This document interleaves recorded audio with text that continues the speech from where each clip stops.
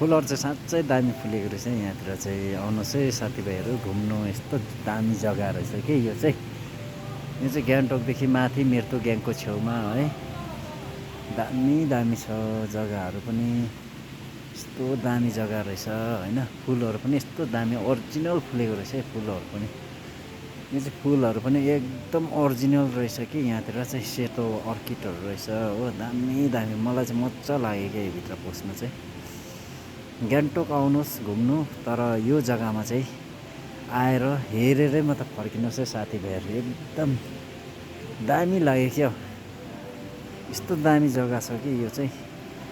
गान्तोक आउनुहोस्, West point मात्र घुमेर नजानुहोस् कि यो जग्गा पनि आउनुहोस्, घुमेर जानुहोस् तपाईँहरू हेर। यस्तो दामी दामी छ अर्किडहरू पनि। तपाईँहरूलाई 1 मिनटको भिडियोमा म देखाइरहेको छु कि यहाँतिर नयाँ नयाँ रिल्सहरू, नयाँ नयाँ भिडियोहरू लिएर। यस्तो दामी छ, स्वर्गको फुलबारी नै बनाएछ हाम्रो पिएस गोले साहबले। ल साथी हो, आजलाई यतिमै धन्यवाद दिँदै राख्न चाहन्छु यो।